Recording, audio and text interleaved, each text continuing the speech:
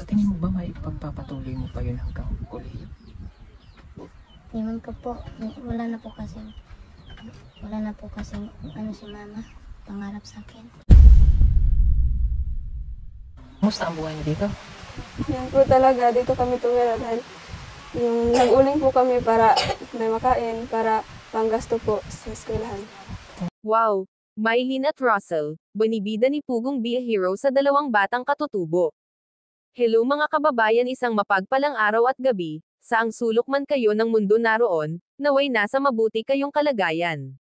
Magbigay tayo ng kaunting reaction video, sa nakaraang upload ni Pugong Be a Hero sa kanilang paglalakbay sa kabundukan. May mga nakita silang bahay ng mga katutubong umayam nun. At may nakita silang dalawang dalagita, sila si Alona at Carmela, ay parehong nasa bundok nakatira.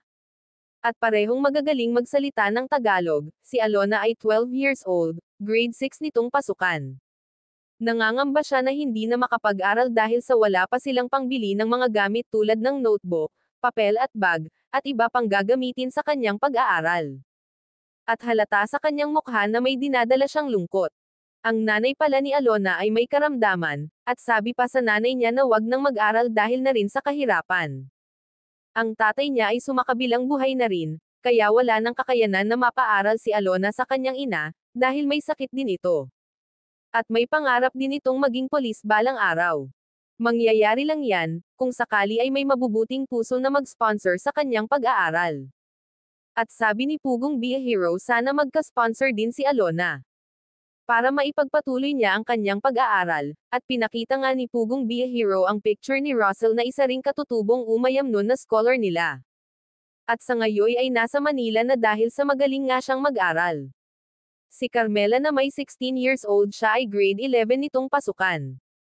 At ang pangarap niya ay maging teacher balang araw, siya ay nangangamba rin, na pagkatapos niya ng grade 12, ay hindi na niya maipagpatuloy ang kanyang pag-aaral dahil na rin sa kahirapan, at nag-uuling sila para may pangbaon sa school at pangbili ng mga pangangailangan nila sa school, kaya malabo din na ipagpatuloy niya ang kolehiyo. Sana may mabuting puso na tutulong din sa kanila para maipagpatuloy nila ang kanilang pag-aaral.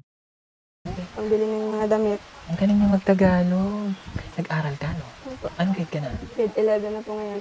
Anong ulit pangalan? Alona, Alona, ilang taong ka na? 12, So grade 6 ka? oo, Huwag mong paglaki mo. maging pulis po. Para siyang si Mylene, gusto ring maging... Bakit pulis yung naisip mo sa kabila ng pagiging babae mo? Gusto ko po kasing matulungan ang aking magulang. Okay. Kamusta ba yung buhay mo dito? Okay lang naman po.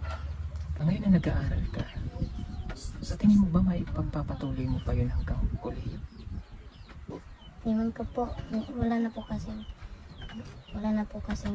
si mama, pangarap sa akin. Wala nang pangarap si mama mo sa'yo? Kasi sabi niya mawawala na daw siya. Nung sinabi yun sa'yo, yung naramdaman mo? Masakit po.